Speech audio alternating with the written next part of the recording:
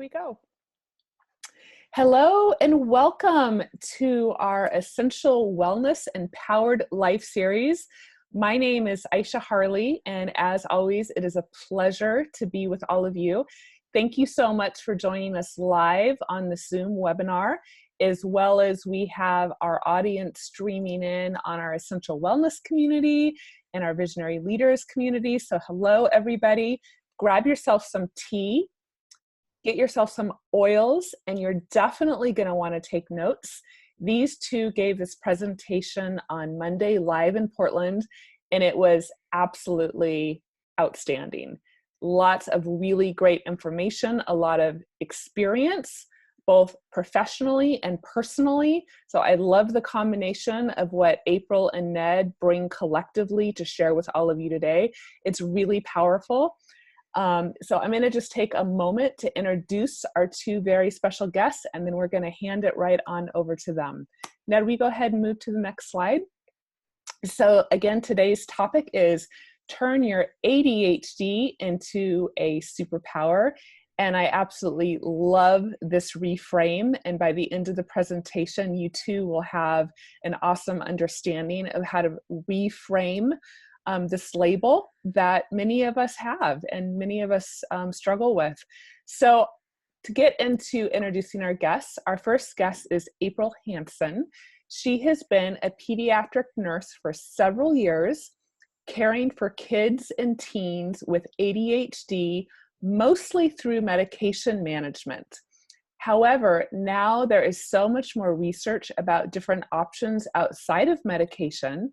And after finding doTERRA essential oils, studying Ayurveda, and holistic health coaching, April has a whole system approach to finding balance in every condition.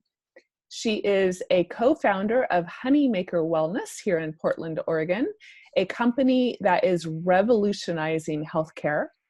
She has devoted her life to the ancient arts and science of Ayurveda, reflexology, essential oils, and energy systems in the body, is a passionate educator, holistic health coach, and body energy worker. Her clients love her real-life approach, her magnetic joy, and her pure presence, which you are going to experience in a few moments. We also have in the house Ned Hascall. He has experienced ADHD his entire life, and he has found great success through the doTERRA supplements, essential oils, and daily protocol that he is going to share with you today. He has been a science teacher in the Portland public school system for 20 years. He teaches 6th through 8th grades and is the father of 2 grown young men. Ned shed his shame around his ADHD, as you're going to hear in his powerful story, and found his own superpowers through his healing. Now he wants to help you find yours. He is a doTERRA wellness advocate and teaches essential oil classes with his lovely wife, Dr. Louise Rose, who is a naturopath here in Portland, Oregon. It is such a pleasure and an honor to introduce you both. So take it away. Thank you, Aisha. Thanks. So go ahead, Ned. That's okay. Here's the first question is, what is ADHD and how does that play out in people's lives? April and I have done a bunch of reading lately, even though both of us have been treating and teaching children for many years who have this condition. According to the Diagnostic and Statistical Manual, the DSM-5, if you have difficulty focusing or staying on a task, if you have inattention to details, inability to sustain attention, trouble listening, disorganization, avoidance of tasks you don't find interesting. I say, who doesn't do that? Or you should, but frequently losing things and being easily distracted. If you have 6 out of these 9 markers, you may have attention deficit hyperactivity disorder. I have all but one of these things. There's also a part of it that's about hyperactivity, and that's not really my issue, but many people have a hard time staying in their chair, They maybe blurt at times when it's inappropriate. And this is a little harder to see in adults and much easier to see in children. Do you want to, what do you have to add? Oh, I just wanted to add the actual ADHD stands for Attention Deficit Hyperactivity Disorder. And the disorder part is the part that we're going to totally reframe. Right. So we want to really have everybody own their uniqueness, and that an ADHD brain is not a disorder. It's just a different type of brain with special specific needs. So I like to think of it as a Ferrari brain instead of a Honda Civic brain. Yeah. So ADHD brains are faster and more sensitive. So we're going to talk about what the strengths and the special needs of that type of brain are in later in the slides. Perfect. But first, I want to talk about one thing that's important to me. Notice these words. It's most of what we call this attention deficit hyperactivity disorder. These two words really pop out. Deficit, disorder. There's something wrong with me, clearly, if these words are in this definition. And I want to really reframe it that I don't have a disorder, I have a difference. My brain operates differently, and other people with ADHD and ADD operate differently. And I really don't have a deficit. I feel I have an abundance of attention. Sometimes that gets scattered around a little bit, but I really think by the end of this presentation, you will agree with me that this is a different way of thinking, not a disordered way of thinking. The thing about those labels and about how people with ADHD are often characterized and treated is that it generates shame. Now, for me, this was the number one thing I had to get over to be able to move through my attention and to realize my gifts, really. So because I don't complete things in a linear fashion, and I often put things off till the last minute to use the deadline as an impetus, because I forget stuff or lose things. People, these are things that any adult, quote unquote, is supposed to be able to do well. And so I've felt shame around these pieces for much of my life. I'm very, very, very fortunate that in the past 3 years, 2 to 3 years, I've started to shed that shame and realize that I do some things well and I don't do other things well, just like every other adult in the room. Anything, April, before I go on? Okay. So here are some words that I would like everyone out in the audience to see if they could recharacterize. I'm going to go through them. These are names that I might be called: scatterbrained, absent-minded professor, twitchy, hyper, restless, madcap, dizzy, daydreamer, flighty. I challenge you right now, and to type it into the comments section, how might you take one of these words and turn it on its head? Take a minute.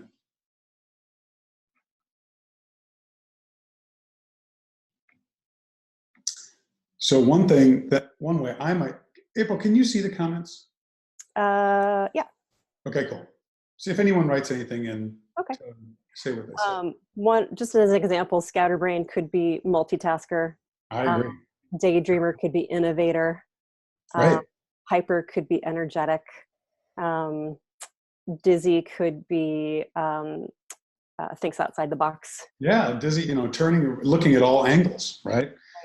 And flighty might be flying. Mm-hmm. I think that there's a lot in this that says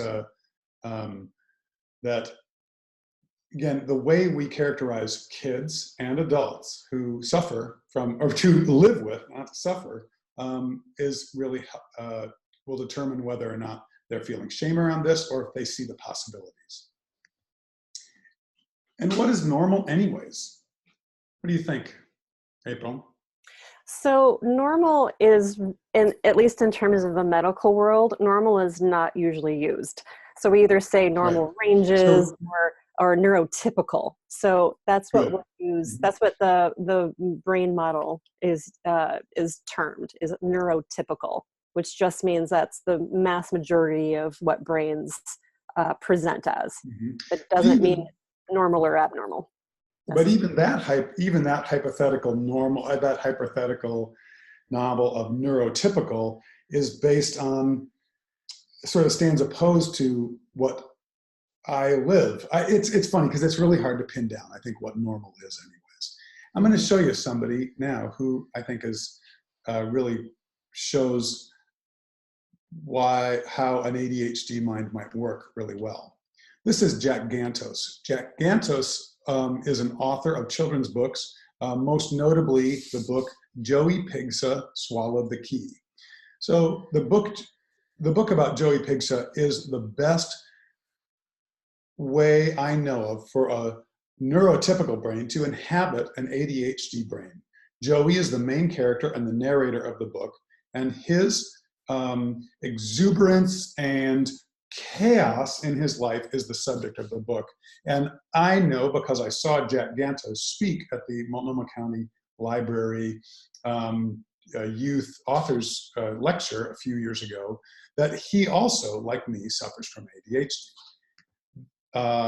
This is Jack Gantos's map. So Jack came and spoke to a huge crowd of very authoritative book lovers in Portland. And he used this map on an easel with a pointer to tell his story. He would randomly point at the map with his pointer and then look at it and say, oh, right, that time of the bad alligator. And he'd tell the story of the bad alligator. And he'd run that story out. And then he would use his pointer again and point at the map and say, oh, that story in my sister's room. And he would go off on that story. And what happened was a really engaging and rich conversation about his life and about his inspiration as an author. And he was able to do it without bullet notes and an outline, but with a global and sort of around the block way of telling this story. It was really engaging, and we were really entertained. He's a great speaker, and he used his superpower to know where his strengths are and tell the story his way. Here's some other people that April and I, on a quick Google search, have found who had ADHD and succeeded, not in spite of their brain, but because of it. Go ahead. One name that we failed to leave off was Steve Jobs. I love Steve Jobs as an example of an ADHD brain that has found a way to revolutionize the world we live in. He dropped out of college. The world that we live in didn't work for him, so he just created a new one. And so because of that, we all get to benefit. I'm using a Mac computer right now. So that's just one amazing example of an ADHD brain that managed to succeed despite the world not being made for his brain. Right. Scientists, artists, inventors, the entrepreneurs and disruptors. In fact, entrepreneurship is a great place for ADHD minds to go. They just might need some assistance in doing it. What makes ADHD brains super? So I'll talk to this. In all of my reading about ADHD brains and ADHD brain kids, across the board, they have high IQs. And the higher the IQ, especially of the teen, the later they got diagnosed, because they found ways to navigate and acclimate to make their world work for them. That's me. And because of this highly adept brain, they are usually very emotionally sensitive and very empathic. So they have sort of like these antennas coming out from their brain, where they can tap into all of these different facets of life and relationships that other people can't necessarily see or feel. Because of that, they take criticism very, very harshly. So just know that if you have an ADHD person in your life, they are very, very more hypersensitive to criticism and feedback. So make sure that you give it to them in a really loving, nurturing, supportive way. And know that if you do, we're human, you make a mistake and you do give them some harsh criticism, that they take that as a physical wound. So do whatever you need to do to mend that relationship afterwards. And because of this sensitivity, a lot of ADHD brains tend towards perfectionism because they don't want criticism or negative feedback. So they just want to strive to be perfect in every way, and hyper focus on their passions, and try to be as perfect as they can for the people around them. I want to jump in here because this is one of the key superpowers to me, is this ability to hyper focus. I can engage in a topic, sometimes really shutting out the outside world. Sometimes this might be called a mystical experience. This is when time disappears, and I'm engaged in this one thing, and I live in that one thing. It's some of the best moments of my life when I can engage in that hyper focus. It also means that other people around you might be a little frustrated, but for me, it's a great feature of my quote disability unquote. We can be very present in the moment. Also, I'm a pretty good listener. Even though one of the pieces we heard was that ADHD people have a hard time listening, actually, I really love to listen to people and ask them questions about what they are, and to be present in the moment. And when I work with small children, you'll ask people who know me, and they'll know that when I'm with a 4-year-old or a 5-year-old, I'm down close to them, I'm at their level, I'm looking at them in the eyes. And it's really, again, I really value that about myself. We'll work diligently on their passions, yep. Perfectionism, for sure, and that's a little bit of a problem for me, but it, again, probably is a skill. And April put this, we talked about this last one here, that you're suited, someone with ADHD is suited to be a CEO because you have such a global view. You just will need 3 administrative assistants to help you. And unfortunately, until you get to that point, that might be parts of members of your family.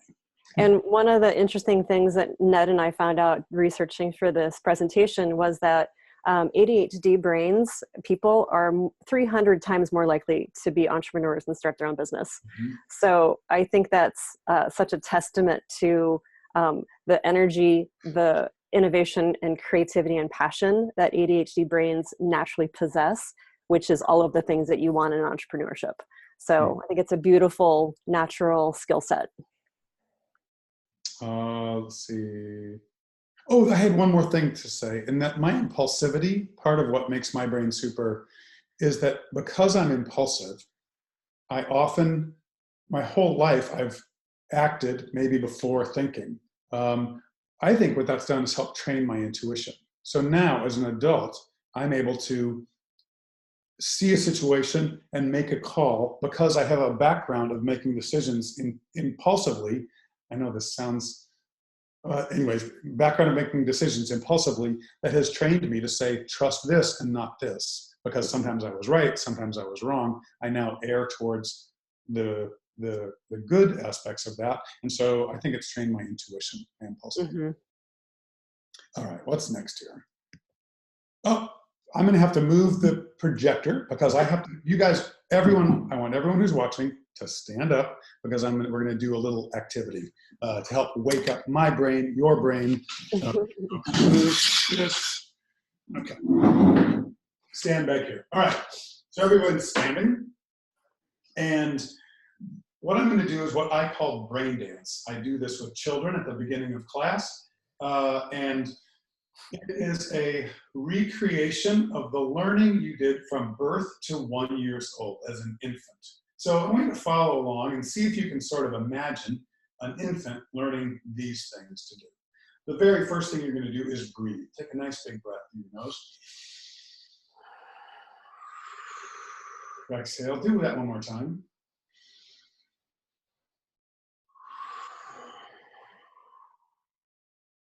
Then the next thing a baby feels is tactile, is touch. So squeeze yourself all the way down the front of your body and back up the backside, squeezing and patting on your arms and patting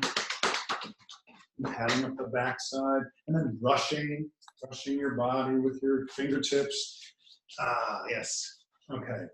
Then we're going to get really tiny and really big. So get really small and then get big that way. And it's that sort of shock response of the baby, that startle, right? And get big again. Then I'm going to try and touch your head. I know you won't be able to do it. Touch your head to your belly button. And then you're going to come backwards and bend over backwards. So we're moving our spine. So here we go. Like this. And then curl back over the top. Oh. I'm going to do that again because I need that. Move your spine. Okay, this time we're going to isolate our top half. Just move your top half around. Top of your body. Good. Now just the bottom of your body. Well, you can't see my legs, but they're moving down there. And now we're going to side by side. We're going to isolate the sides. So move the right side of your body however you want. And then move the left side of your body. In this class, I call this the other right side. It annoys the kids. Okay, good. And then we're going to go the cross lateral, which would be touching your opposite knee or the foot behind you or walking like a gecko up the wall. Any of these things that you're doing, opposite motions. Somehow it could be disco, I don't know, whatever you want. The last thing is the vestibular stimulation, stimulating those little cells in your ears by spinning. Ready? Here we go. Whee! Good. Now jump up and down, pull your ears, stops the spinning a little bit. Then we go the other way. This way. All right, good. Jump up and down, pull your ears. I'm not sure you have to pull your ears, but the jumping up and down helps. And shake it out. Okay, good. Thank you for indulging me. That's probably loud. Sorry about that.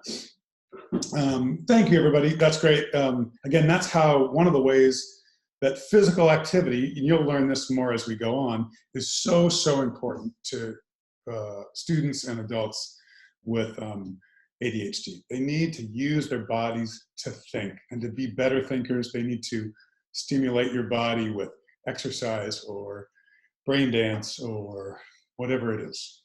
Okay, I'm gonna move on. So this is one of the exercises that we did in the presentation that might be a little bit harder with everybody at home, but maybe in the comment section you could share what one of your superpowers is. And as we listed in the intro, mine is that I can make friends literally anywhere. I can't take the bus because I get so off track making new friends. And Ned loves to be put on the spot, which is really, really rare. So if you would just take a minute and think about what your natural talent is, that something you don't have to try to do, you don't have to work at, it just comes naturally to you, and people comment about it to you, and write it in the comment section. Fantastic. So we know you all have a superpower, and it could be as good as always smells terrific. I love it. Well, I know our oil group always smells terrific. That's true, for sure. All right, here we go. Okay, so this is a little bit technical slide that we won't spend too much time on, but I wanted to at least put it out there so that you know that not all ADHD brains look the same. So just know that the medical model separates it into 3 different subtypes, which of course the third type is the combined type of the first 2. There's another. And that's pretty much what I've got, for sure. Right. So that's majority of what people fall into is the combined type. Not everybody has the hyperactivity impulsive part of it. And we'll talk more about that later when we talk about the hormones and girls getting diagnosed or women later in life getting diagnosed, and how that looks different in girls and boys. But I just wanted to put that out there, that there's more than one way to show up with ADHD. And there's other people who have other opinions about this. There's a physician in California named Dr. Daniel Amen, and he uses SPECT brain scans, and he's scanned tens of thousands of people and has really tried to understand the different types of ADHD, and he has 7 different subtypes that he works with in his clinic, and then tailors treatment to those specific types. So there's a lot of research, and again, as with all things about the brain, we are learning as time goes on. All right. And back to just the medical model again, it's not an easy diagnosis. It's not something where you can just take an online test and see how many yeses you get compared to nos.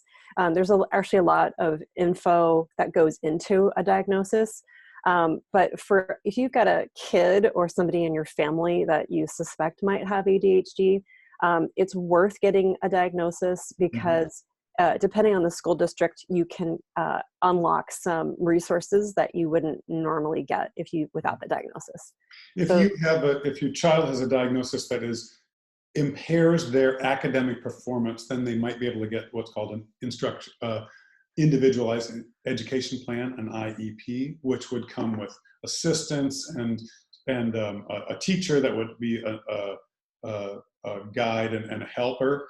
Or it could go to what's called a 504 plan, which is just doesn't have any money and special ed assistance associated with it, but it gives your child some accommodations for testing and for other situations and how long it takes them to complete an assignment. And those might be a really great thing, because then you as a parent can use that document to say, hey, are you using the right accommodations for my student? So it gives you some leeway.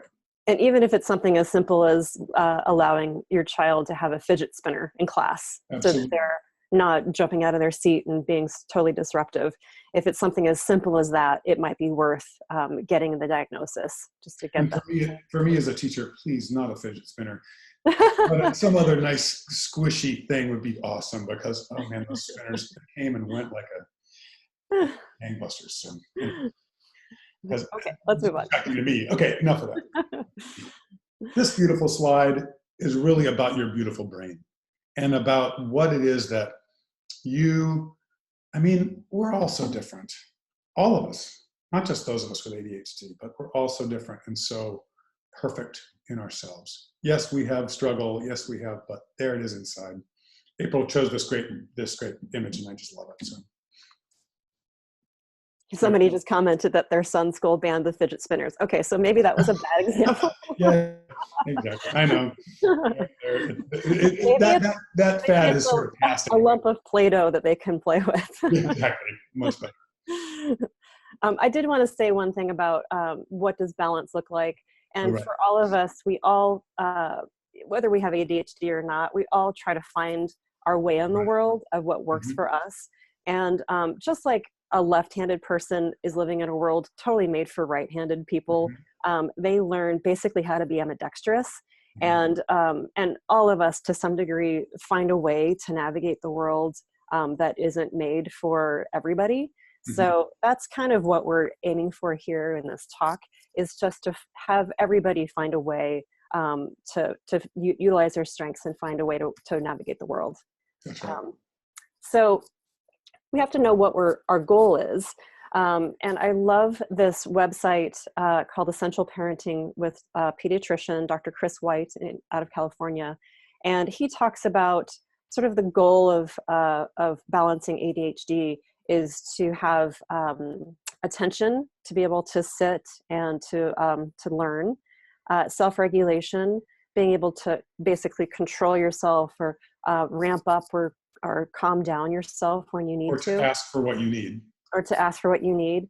And then executive function, which is, I think of it as sort of like self-mastery, knowing when you're off balance, knowing when you need to ask for help, knowing what kind of help you need, and setting yourself up for success before you even get to that imbalance. So we'll list the website and the resources later on. Fantastic. I agree with that. And I just think that the asking for help and knowing that you're not good at everything, that's part of the deal. That would really help with that executive function and self-regulation. So this is just like I was describing earlier, like ADHD brains have all of these antennas coming out of them. This is what that picture reminds me of. So we can move on to the next slide. Cool. I love that. So I love this quote by an ADHD award-winning producer and consultant, Margot Joffe. Those of us with ADHD have a sensitive heart, a creative mind, and incredible energy. We have the power to lead our generation to do things in a better way.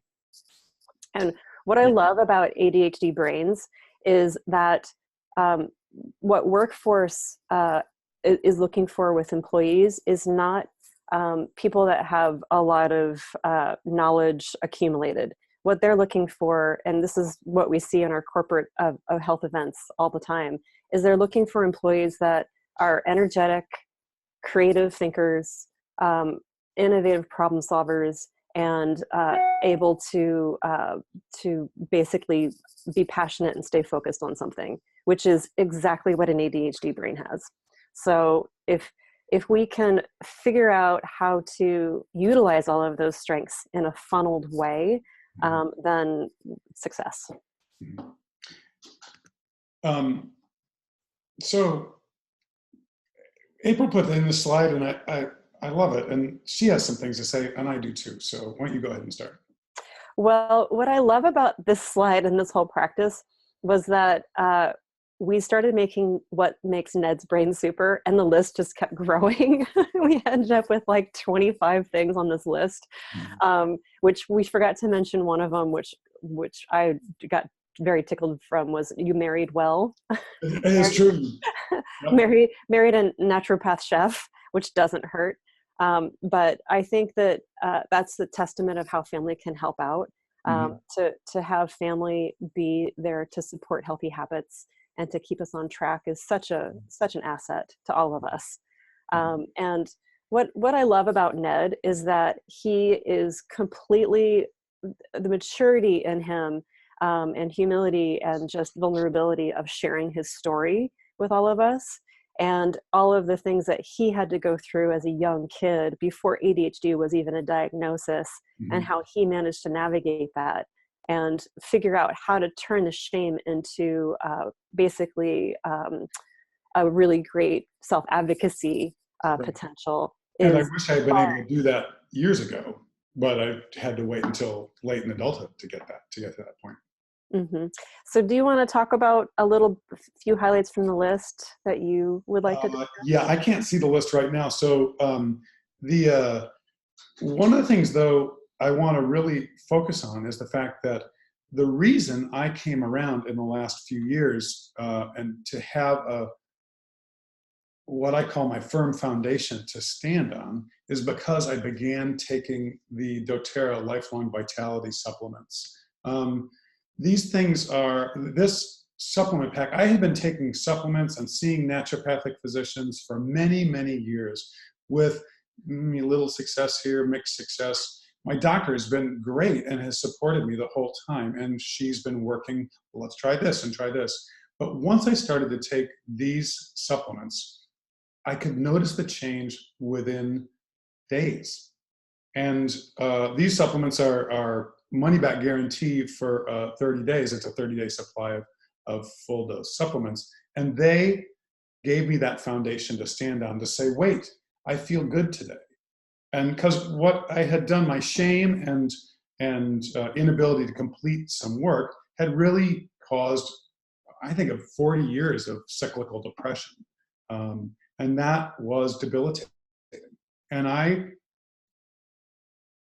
was really down on myself for a long, long time. But once I started taking Lifelong Vitality, it allowed me to say, wait, I feel good today. What else can I do to make myself feel good?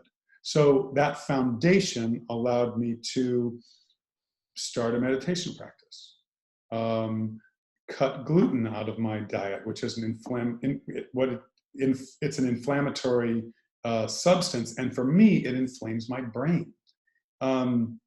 It allowed me to start exercising, have I think I mentioned a meditation practice. It's not every day, but it's, I'm working to do the things that make me feel good. And now, instead of when I feel bad or when I feel low energy, I say, what did I eat yesterday? Or did I get enough sleep? Instead of, you're a horrible person. And for 40 years, I was saying, you're defective, you're a horrible person. And that's not okay. For anybody watching, that's not acceptable. You are not a horrible person. You're exactly as you were created, and you're just fine. Just know that you do some things well and you don't do other things well. And I can say that now. I can say I'm gifted and I lack. I have a bunch of places that I need help. And again, as April said, I'm able now to ask for the help I need. And I have been for many years, but now I see it, that this is my secret to success, is that if I can ask for help as I need it, and maybe just give those jobs, pay someone to do things for me that I don't do well. What a novel idea. I don't have to do everything. So that's been really a huge help. Anything else? I loved a few things from your list that your wife added, that you were an incredible Halloween costume idea maker for the kids. And that's about the hyper-focusing thing. Once you give me a job like that, I'm in. I made Nash a Cheerio costume one time. And just all of those great qualities that make you a great parent and a great teacher. Thanks. So, and I too. So I really appreciate those things now. And I also don't take those for granted as I used to, the things that I'm good at. That's another piece of it. So Ned, what would you say now that you've lived your teen and young adult life without the ADHD diagnosis? What would you say to somebody that is a teenager getting newly diagnosed now? I would say, what do you love to do? What really captures your interest? And the problem, some of the problems these days is a lot of things that capture children's interest are video games and things that they have used to medicate themselves, because they're really video games, or later on alcohol and drugs are ways that people medicate themselves to stop those feelings of shame. But find out what they're good at.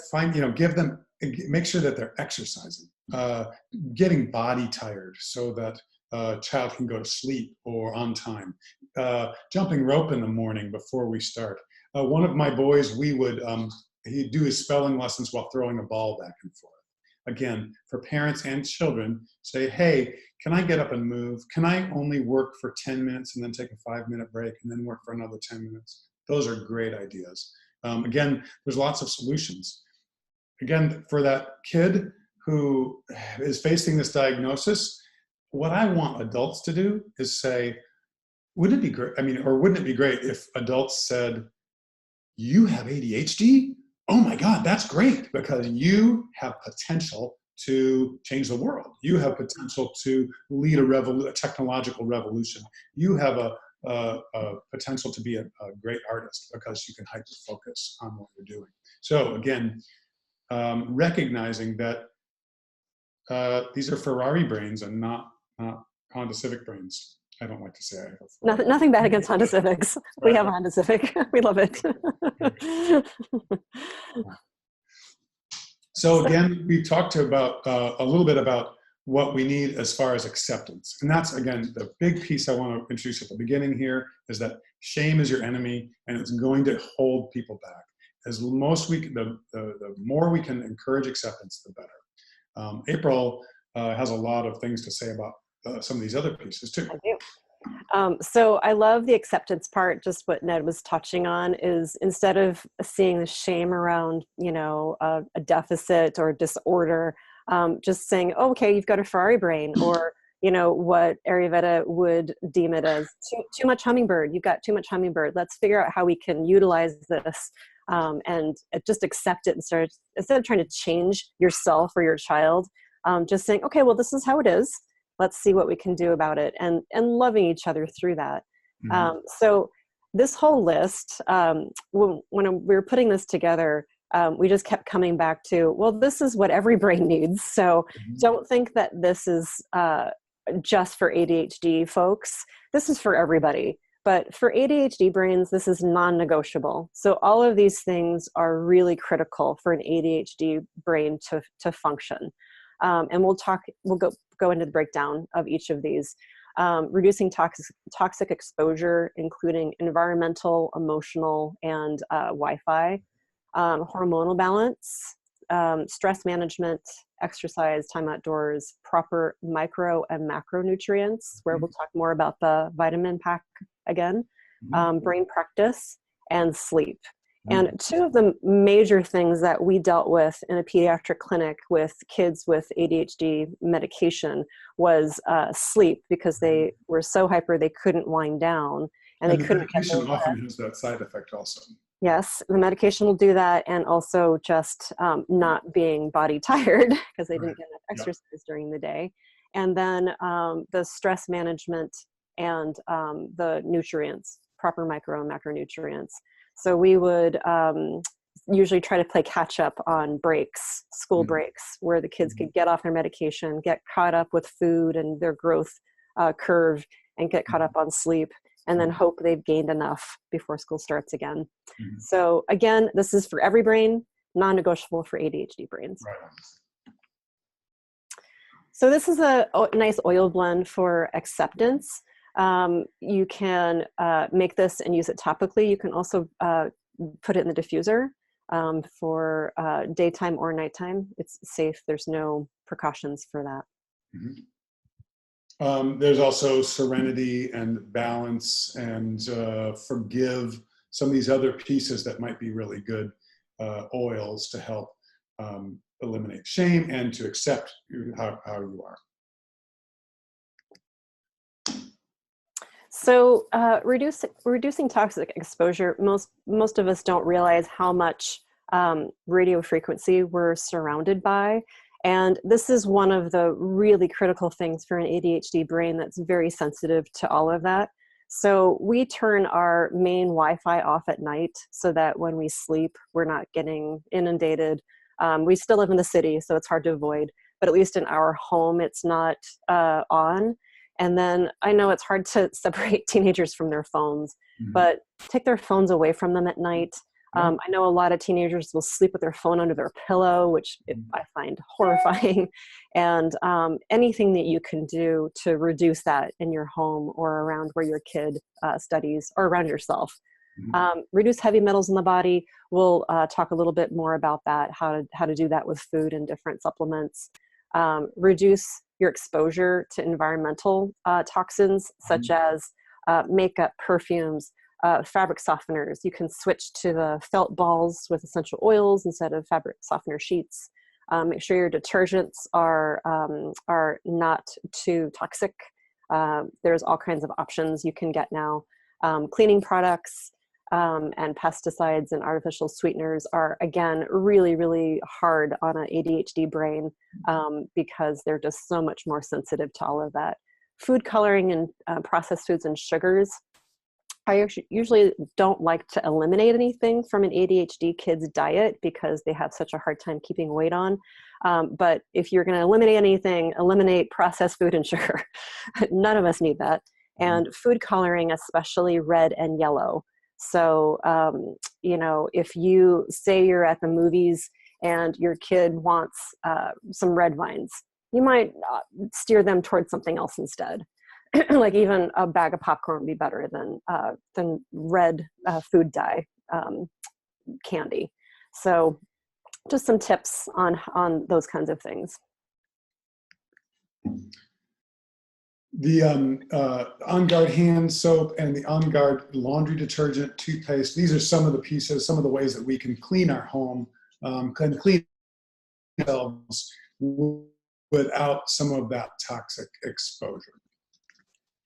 And you've already touched on a lot of this stuff. I guess the chelation is something that... So yeah, in terms of the heavy metals, the chelation is something that you can do with a practitioner. You can do it on your own with bentonite clay, activated charcoal. Triphala supplement is an Ayurvedic supplement. It's a dried fruit that comes in a little capsule, and you can get that online or at natural grocers. It also regulates your GI to maintain a healthy daily bowel movement. Totally safe for kids or adults to take one every night before bed. The On Guard cleaning products I love, love, love because they're so clean and you can wipe down your counter and eat right off of it without any worries. I mentioned the felt dryer balls. You could make your own DIY cleaners for really cheap. You could add some vinegar, some essential oils, and some purified water, and you're good to go. In terms of food, these are a list. I won't read them to you just because you can see them. This is a list of foods that are specifically geared towards reducing the heavy metals in your body. And then consider a spring cleanse, which I advocate for everybody. Now is the time. Now is the time to do a spring cleanse. There it is right there. It is right there, right? Yep, there we go. doTERRA makes it really easy. They have a cleanse and restore kit that's I think a 30-day supply, where you can do a whole protocol. And it's safe to do anytime for anybody. But this time of year is a really great time to do it. And I do a spring and a fall cleanse. So I do two a year. And I just feel mental clarity. I feel really rejuvenated and alive. And it's really something that all of us can benefit from. So. And Dr. Rose guides a cleanse at least once a year at Rose Cabinet Medicine. So you could check in on that website and see if you needed some guidance to do that cleanse, you could join her crew as they go through it together. All right.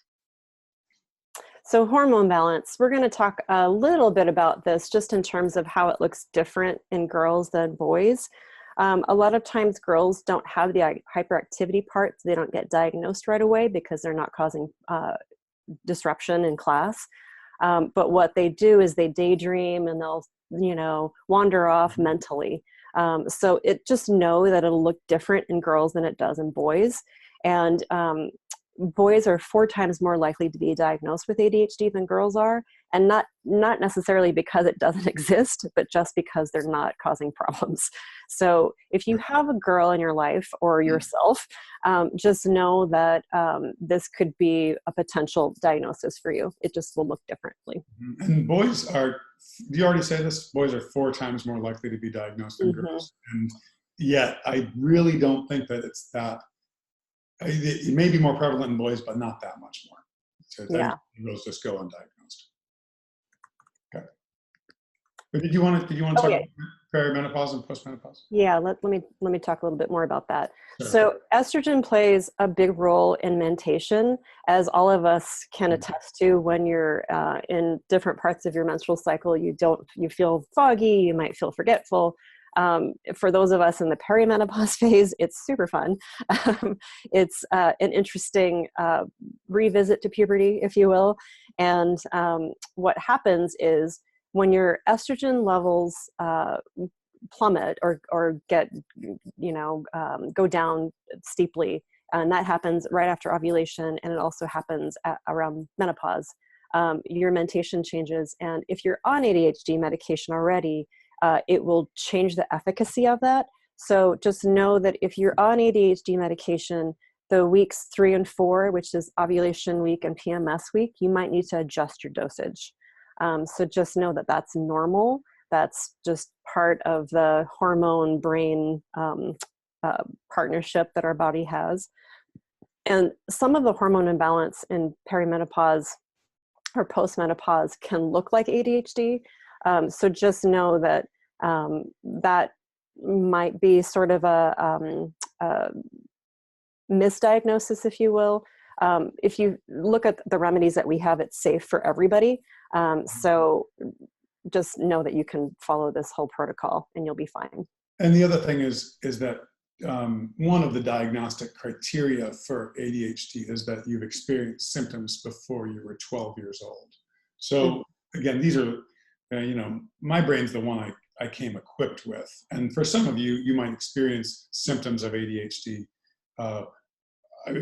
We haven't talked about head trauma, April, but head trauma after a head injury, you could have some of these same symptoms, but that would clearly take a much different diagnosis or much different treatment plan than what we're talking about here. And that would be needing a doctor involved and a specialist to help with that. So right, and that's a good point. Thanks for bringing that up, Ned, because we saw in the pediatric clinic I worked in, we saw a lot of minor concussions from just everyday sports, soccer, basketball. We saw all kinds of minor head injuries, closed head injuries, just from everyday sports that back in the day we wouldn't have looked at twice.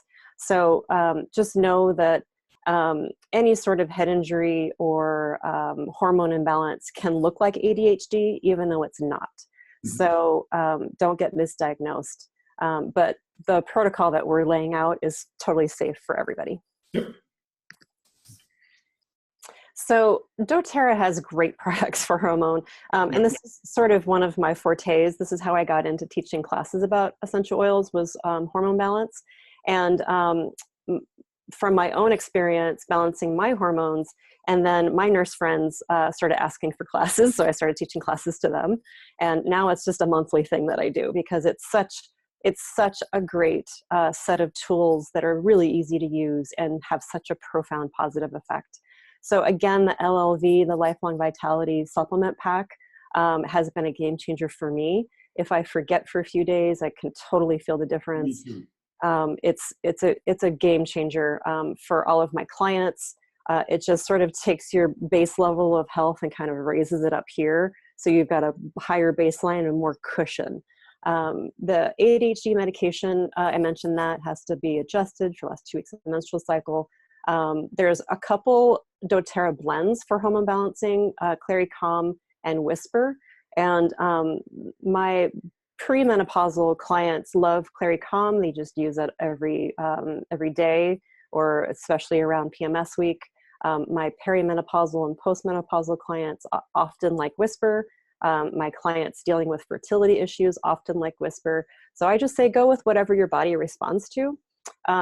I responded really great to frankincense and lemon. So that for me was enough for my hormones to get balanced.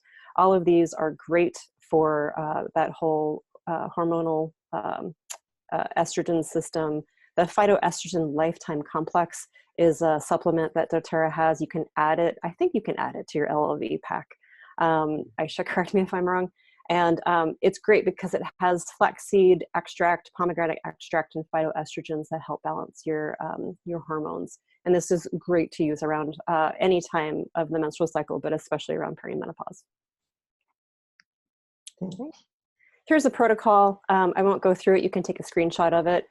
If you wanted to really, if you're kind of really all over the place, you wanted to just take the, bulls by the horn, you could just try the whole protocol and see how you do. Totally safe for everybody to use. Obviously, don't use it if you're pregnant. Check with your doctor before you do anything if you're pregnant. But this is safe to do for anybody on any stage of life. Stress management. That's it. You want to talk about this one, Ned? Sure. We did this last time. Do you want to talk about what you do to help manage stress when you're feeling overwhelmed? So these days, I really want to go back to exercise, meditation, and actually seeking joy. So part of the exercise piece, I'm now swimming 3 times a week on advice of my doctor. Thank goodness, because that's another piece that I've added in lately. I exercise. I have a standing job, so I'm lucky that I walk all day long as a teacher, and that helps. Just get exercise in my job. I also, I used to do it more than I do now, is commute to work by bicycle. This is the best thing, because you get a twofer, you get free transportation, you get to exercise as you go to work before you get there, and then after you come home. You get to think on the road and problem solve as you go. And I always get to work much more in a much calmer state if I ride my bicycle as opposed to ride the motorcycle or drive my car. And you know how driving in traffic these days just drives you crazy. Bicycles, so perfect. It's always the same every day. You never run into traffic because you're on side streets, and you know exactly how long it's going to take you to get there. So all you need is a raincoat, and you can ride all year. So try it out. That's a great way. I said exercise,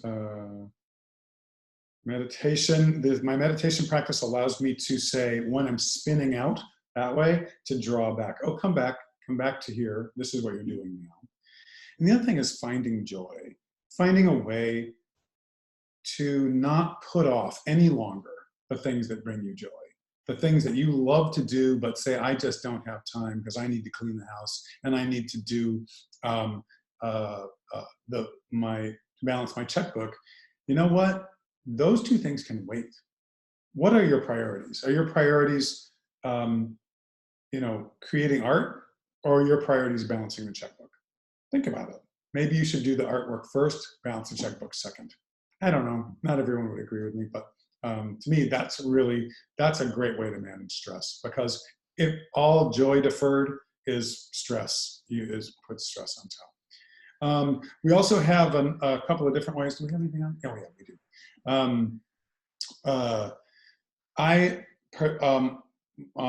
Rose Cabinet Medicine also teaches TRE, which is trauma release exercises. Am I right? Exercise. Yep. TRE, and that is training the body to go into a autonomic shaking, as all animals do. You imagine a zebra being chased by the lion. It escapes and it shakes its body, and then goes back to grazing. And it's a way that human beings, children do it, but adults have said, that's inappropriate, and so that we've trained ourselves out of doing that. I now do that as a pretty regular practice, and it's remarkable. Again, it's called TRE, trauma releasing exercise. I agree with you, Ned. I do TRE too, and it's been a great reset. And what it does is it releases the stored stress that's held in your body. Right. You might not even realize is there. So you don't have to do it for even very long. I'll lay down on my yoga mat and do TRE for maybe even 5 minutes before bed. And it's a nice little reset. Then we have a lot of blends from doTERRA, the blends, the Serenity Calming Blend. There's a Serenity tablet that is great to take to help go to sleep, but it's not a sleep aid like Ambien. It's a relaxer. So it works great in the daytime also to manage stress, but it's great for bedtime also. You could also diffuse Serenity in a diffuser. Balance, the same thing. Here it says apply to wrists or neck to help calm the nerves, or just to smell it is really great. For me, I love vetiver, because as we talked about, I'm often up here, my sparkly brain, and I need roots to put down roots. And vetiver, when I smell vetiver, it makes me think about putting roots down into the ground. And that helps me to contain my exuberance, which is sometimes necessary.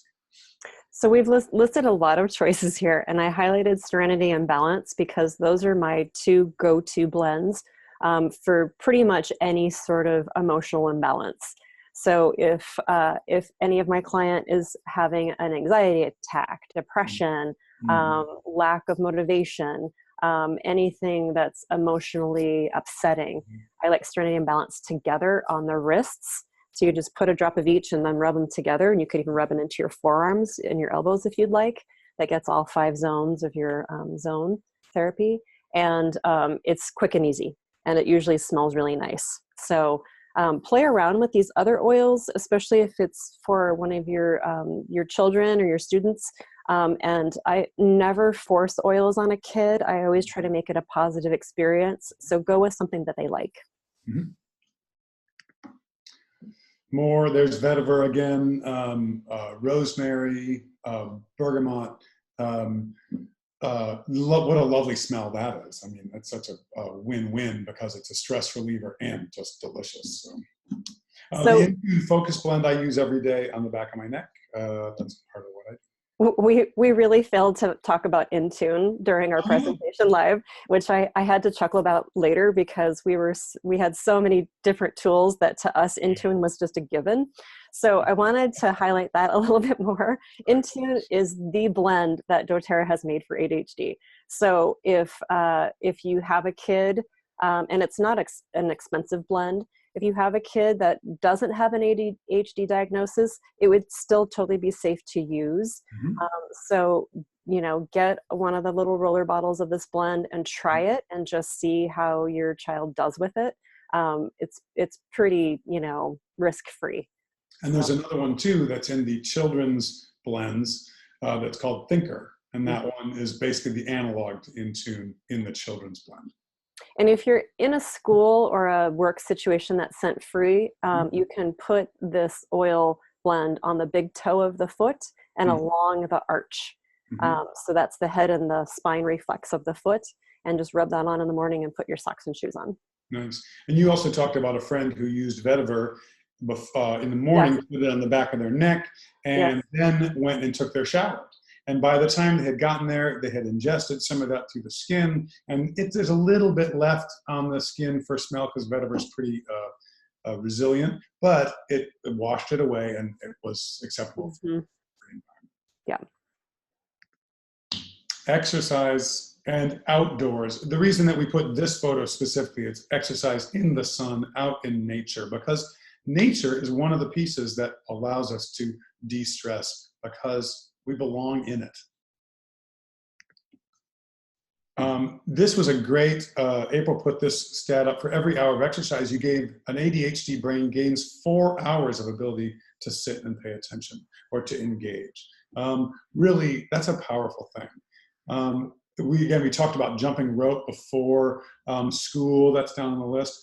Solo sports versus team sports. Some of your children or you may not be able to play team sports because it's too distracting and it's too hard to keep track of all the moving pieces. So solo sports like running or swimming. I was a competitive swimmer as a child, and that worked for me. I get to root for the team, but I'm responsible for my own race, and it's a meditative race and engaging. On the other hand, we also have read about children who, once they figured out team sports and could read the whole field, they ended up being the captain because since they could multitask and their brains were operating out on all these levels, they were great team sports people. So however it works, get some sports and some athletics into your child's or your life. What's earthing again? Tell me what earthing is. I did want to say a couple things about, we mentioned it already, but boys need to be body tired before they can unwind at night. And this is not necessarily just ADHD brain kids. This is boys in general. And one of the things that a friend of mine, I interviewed her for this presentation. She has a son that has ADHD. And she said that she would go for walks with him. So if he didn't get enough exercise during the day, they would go for a brisk walk or a run or a hike, and they would sort of recap the day. And she said it was a really great time for him to share his emotional processing and get out anything that was stressing him out while he was also getting exercise outdoors. So she was a great advocate for him. She's a great mom. Which was one of the reasons why I wanted to interview her. She's got a great relationship with her son, and he's just 19 now and in college and has been really successful. So just know that the body tired part, if they don't get it at school or through sports, that there's different things you can do at home. We mentioned jumping rope before school for 5 or 10 minutes just to even get that energy out before they start their day. Any sort of dance, music, or physical activity with learning is huge and so much more effective. I think they say that if you try to memorize something, it'll take you 100 times repeating it. If you introduce play or physical activity with it, it'll take you 6 to a dozen times to learn it. So that's how all of our brains work. Again, with ADHD brains, it's almost imperative. Right. I know that we're past 1 o'clock, and so some of you might have to go. We'll be finishing up here reasonably quickly, but we can zoom through the rest. Okay. Well, here's the athlete's kit, just for you guys talking about sports. And what did you say, April? You said you're a sucker for anything in a cute bag. Anything in a cute bag. It comes in this cute bag. So these are such useful oils. They're so great. The deep blue the deep blue polyphenol complex that you take internally is an anti-inflammatory. I use that all the time just to manage my inflammation. The rub I use when I have sore muscles, and just as you think you would. They're great oils here too. So proper nutrients, I could talk all day about this. Just if you go to the next slide, it'll have more detail, Ned. We'll talk about lifetime value. Here we go. The general diet tips that you want for an ADHD brain is high protein, low sugar, and no additives, no processed food. It's the outside of the grocery store, right? Right. The edges. Whole foods, home cooked preferably. Fat necessarily isn't a bad thing as long as it's healthy fats, but the high protein is what you really want. High protein is where these kids and adults, if you see the body type of an ADHD person, they're usually tall, thin, and lanky, exactly like Ned, and not a lot of body mass. So they burn through it as fast as they eat it. So you've got to definitely keep that intake. And one recommendation said 18 grams of protein for breakfast alone, which sounds like a lot, but this is where you don't want to skimp on eliminating anything food wise. So you want to make them a baked egg casserole with bacon and all kinds of added calories in there. Or if they won't eat breakfast, maybe you make them a high protein smoothie with a lot of really good stuff added to it, avocado and coconut oil and all kinds of good stuff. Those oils, your brain is made of oil. So without high quality fatty acids, your brain is not growing and not being able to restore itself. And then the added nutrients, ADHD kids were found to be low, more so than average kids, low in B6, zinc, iron, and magnesium. So you want to just make sure that all of those get added in. B vitamins obviously were shown to improve IQ scores. It's also a great source of natural energy. And then omega-3 fatty acids, we'll talk about that in a second with the LLV and the Z-omega. Probiotics were really important for kids with ADHD brains. We recommend taking that at night. And then this was an interesting fact I found, that American ginseng or ginkgo was sometimes better than the Chinese ginkgo or ginseng. So if your kid's on supplements, just kind of know that you can play around with that. And then go back a slide, Ned. We're going to talk about the LLV for a second. I'm going to take a moment. I know we're over time, but I'm going to gush about the LLV for a little bit because it is such a game changer for so many of my clients and so many of my family member. So the LLV is basically cellular food. So your health is only as healthy as the cells in your body are. And what happens a lot of times is that the food we have in our system is deficient because the soil's been eroded. And even if you had I think 18 to 24 servings of fruits and vegetables a day, which is almost physically impossible to intake, you wouldn't be getting all of your proper nutrients. And this is where we find with the ADHD Ferrari brain, it's such a game changer for them, Ned included, that this is a whole food supplement that's accessible to your cells and to your brain, and kind of, again, lifts that health baseline up to a much higher spot. So I'm gonna go through each one really quick. So the alpha CRS is the cellular vitality complex, and it has coenzyme Q10, quercetin, alpha lipoic acid, and acetyl L-carnitine. And we won't get into all of what that means. Just know that that's all really great stuff for your brain health. Then next, the Z-omega, which is probably the most important for the ADHD brain, and especially for men. Men might need to take more of the Z-omega than the recommended dose. Check with your practitioner on that.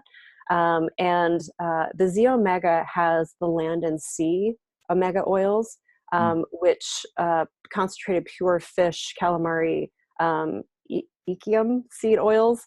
It has the EPA, DHA, all of the GLA fatty acids. And what those essential fatty acids mean is that we can't get them, we can't make them in our own body, we have to get them from our diet.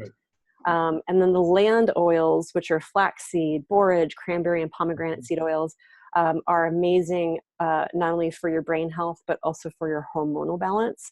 I talk about this with my hormonal balance class, is that all of those seed oils really help your body to balance out. And then the Z Omega also has a bunch of essential oils: clove, frankincense, thyme, cumin, wild orange, peppermint, ginger, and German chamomile, which are an amazing health boost and brain boost. Mm-hmm. Next is the Microplex VMZ, which is the multivitamin blend, and it has your vitamins A, C, E, B vitamins, and vitamin D. It also has iron, magnesium, zinc, selenium, copper, manganese, and chromium, which was some of the ones that I mentioned that ADHD kids are naturally deficient in. So, and all of these have the tummy tamer blend in them. So I can take them on an empty stomach and be fine. If you have a kid that doesn't want to swallow pills, you can't empty it into a smoothie, or the kids version is a chewable with the Z Omega in a liquid orange syrup, which I think is delicious. I use it on my French toast. So you could even, if you wanted to take all of these on a daily basis as a baseline, and then take the syrup, the Z Omega orange syrup, as a supplement in addition to boost your omegas. I even take a swig out of the bottle. It's that tasty. So just know there's a lot more about the LOV. I could go on and on and on. It's a class in itself. If you want to know more, there's a great video online. If you Google doTERRA Empowered Life Series, Lifelong Vitality Pack with Justin Harrison, he's got a great in-depth presentation about that. So we can move on. Awesome. We've talked about this before. Sugar is the piece that there's no reason the body needs sugar, refined sugar in any way at all. Sugar is kryptonite. It's really not, I haven't gotten it completely out of my diet, but I'm working it out. And that's really the thing that probably the last thing I really need to do is a change to say, I'm out, that this is done. And I wanted to say one quick thing about sugar. I know it's really hard to cut sugar out of teenagers' diets, especially when they're at school eating out of vending machines and things. But what you can do is offer them whole foods at home, get all of the sugar out of your house, all of the refined sugar, and replace it with nutrient-filled sweets like maple syrup, molasses, honey, dried dates, all of those things that are sweet without the processed part, and they actually have a nutritional component to them. Fantastic. The reason that this slide is here is the ruts. Neurofeedback methodologies are working to take your brain and get you out of your well-worn neural pathways. When we encounter a situation that's familiar to us, we will go immediately right down the same well-worn neural pathway to make a decision. This is a survival technique so that we don't have to recapitulate every scenario that we've already seen.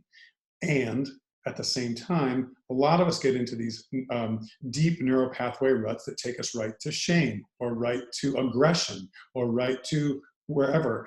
And low energy neurofeedback is one way, as a passive way of telling the brain, why don't you operate over here instead? And there's some practitioners in town who do that. You'll come in, they'll hook you up to some electrodes. The EEG will read your brainwave activity, and then it'll say, how about input a little bit of tiny bit of voltage that says, how about operating over here? And it's really been a powerful thing for me, because since my wife is a practitioner, I get the benefit of that modality. And it's been a very powerful piece of it. There are a number of people around town who do that work. Pacific Northwest Behavioral Health.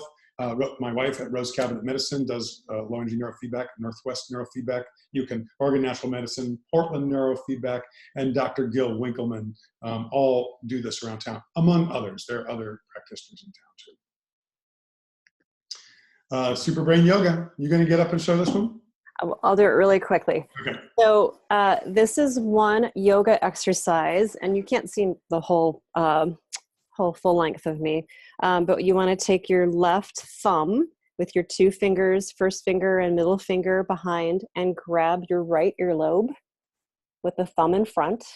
And then you want to take your right thumb and your other two first fingers and grab your left earlobe with the right arm on top. And then you put your tongue tip on the roof of your mouth and you do 7 squats.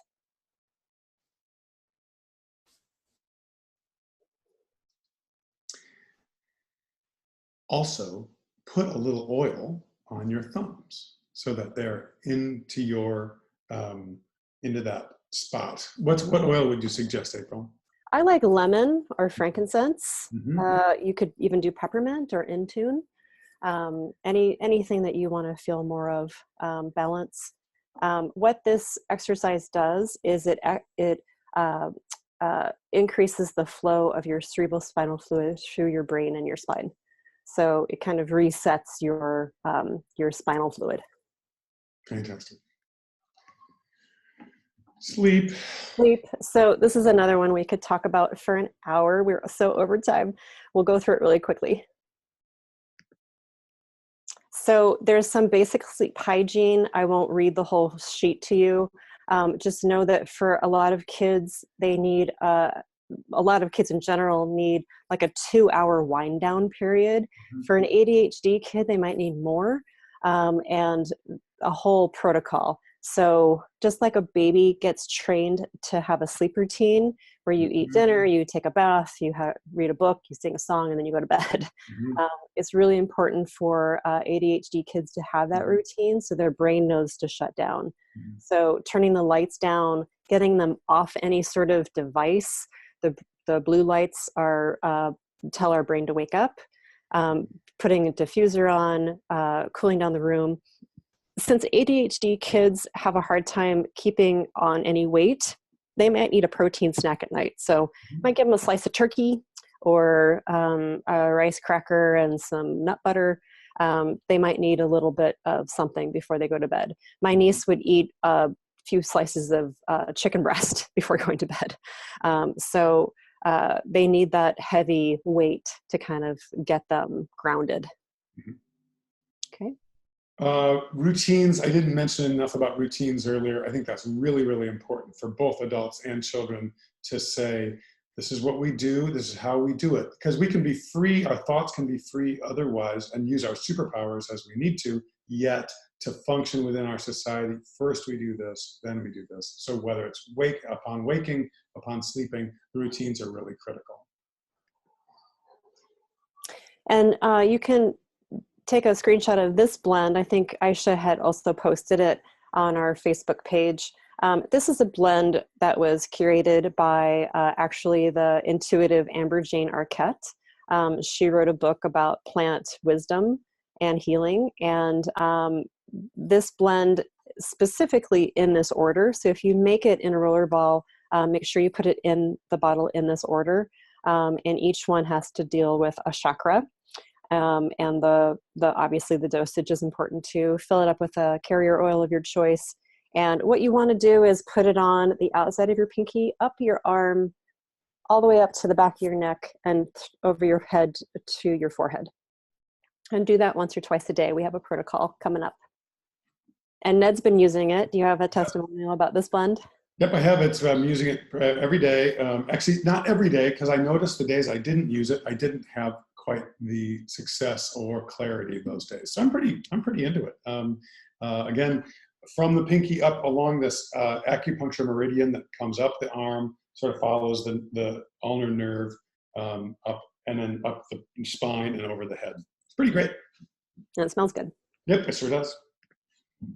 Okay, so here's the daily protocol.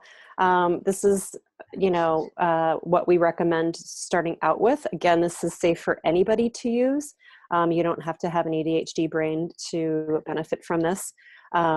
You can, as needed section, you can play around with what works best for you.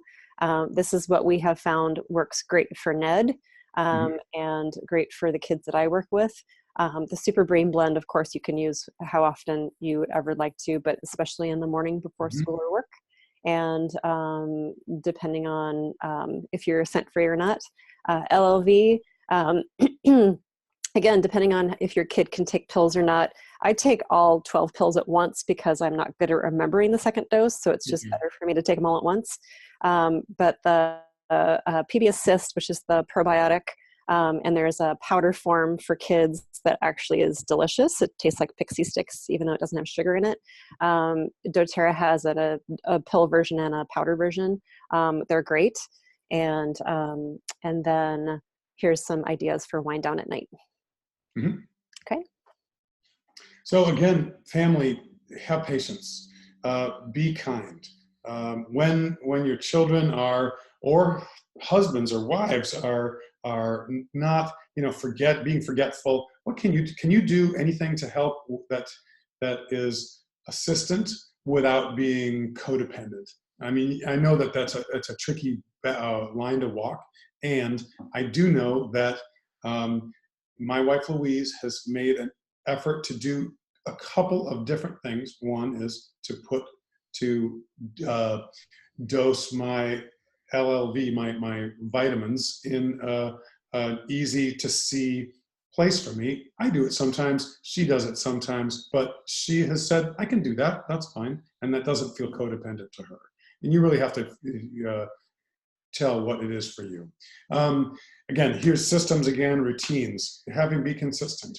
Active lifestyle with lots of exercise and outdoor time. My great friend John, he has 2 lovely kids. They get outside every single day. They get in the backpack, they go for a run, they get on their bicycles, and they go out. Whether it's summer, winter, rain, shine, they get outside. Mm-hmm. High quality protein and organic food. And yeah, just disappear those sugary foods. Just get rid of them. Where are they? Oh, we must be out. And then just don't buy them again. You have the power to do that. Mm-hmm. Also choose your battles. Stay consistent with those you've chosen, because you can pick battles. The things that are important to you, stay with them.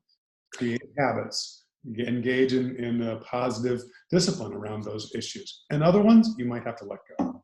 So one of the things that I learned doing this presentation with Ned was that boys and men learn better or have better communication side by side than face to face.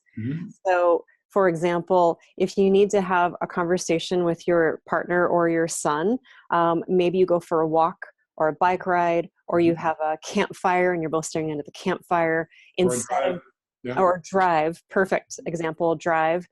Instead of sitting across a table and just staring at each other. Because especially with ADHD kids, having them sit in one place and feel trapped while they're having a difficult conversation can be really, really stressful. So if they're moving and they're out in fresh air and they're looking ahead and not feeling put on the spot, it might really help them to have a more successful conversation. Have immediate consequences and rewards. April related a situation where a friend of hers child stole a roll of Lifesavers or something from the store. And then they were in the car. She was sick. She wanted to go home, but she realized that her child had stolen these things. And she said, if it was my daughter, I might wait till tomorrow to take her back to the store, but I'm going to turn around right now and go back to the store, make him return the item, apologize for it right here. So that stayed with him, and that was the last time he did that. So again, sometimes even if you don't feel like it, you need to step right in and say the consequences and rewards are immediate and don't wait, because they'll be disconnected from the activity. Create space so that you can talk. That's part of the side-by-side. And best you can, have a sense of humor, but that's good parenting all over. So. Yep, right. Here's some resources for you that you can take. Go ahead. We're not going to read all this to you, but just know that all of this came from this website down here at the bottom, the National Institute of Mental Health. They have tons of resources for parents and teachers and how to best move ahead. There's that. Okay. And then I got a lot of my information from this, the book, The ADHD Advantage. What you thought was a diagnosis may be your greatest advantage. And also this other book, ADD-Friendly Ways to Organize Your Life. Both of these books are pro-ADHD and proactive to what you can do to help. And both of them were, I gained a lot of insight by doing the research for this talk. The Northwest ADHD Treatment Center meetups. Look online on the meetup website to see if there's ADHD talks or conversations or gatherings. ADDitude magazine, and I saw that on the intro to this class, it said you can go to that magazine and take your own inventory and see if maybe you have ADHD. If something that you think that this talk really speaks to you, go check it out. I know I just took a new inventory the other day, and I'm a 9 out of 10 on their scale. So that's not surprising to me. Essentialparenting.com. April's gotten a lot of information from there. And the Netflix documentary, Take Your Pills, really takes a critical look at the pharmaceutical industry and how they're marketing these pills far wider than they need to. Did you know that, I've also learned that in North Carolina, 15% of students are diagnosed with ADHD. In France, that number is 0.5%. Well, clearly humans are no different in North Carolina than they are in France, but we just have a different perspective on what childhood looks like and what maybe they have a smaller teacher-student ratio in France. That might be meaningful. Okay. That's about it for us. Thank you so much, everybody. All of the questions and comments have been great. Feel free to keep them coming. We'll be online. We appreciate you hanging in there. So. We'll be available. Thanks, Aisha, for Thank you. Thank you both so much. We go ahead and go to the next slide, Ned. Thank you all for sticking out. I know we're a little longer than normal, but it's such valuable information. For any of you that are not part of our Essential Wellness or Visionary Leaders community, we invite you to join us, and go ahead and go to the next slide, Ned. And it's super simple. You're just going to reach out to the person that invited you to this webinar, and they can help you get set up with your own doTERRA wholesale account. And with this membership comes access to all of our community offerings. We have a team website. We have educational events every single month. We have a library of thousands and thousands of hours of content. So there's a lot to dive into and keep you busy, not to mention the amazing support from our phenomenal community of healers and teachers and just all sorts of people that have come together to bring our knowledge and our experience to help one another along their path in using essential oils. If you've come to this webinar and you are not personally connected to any of us, please reach out to us at info@essentialwellness.life, and we will get you connected or connected back to the person who originally invited you. So go ahead and go to the last slide. Thank you so much.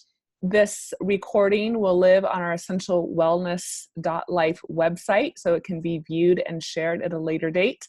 And the recording is also on Facebook with our Facebook Live. So have a wonderful day, everybody. And if you do have questions, I think we answered most of them during the presentation. If you ask them on the Facebook thread, we'll keep an eye on those and we can continue to answer questions throughout the day. So again, thank you both so much. Thank you, Aisha. So appreciate it. And we'll connect with all of you soon. Bye. Great.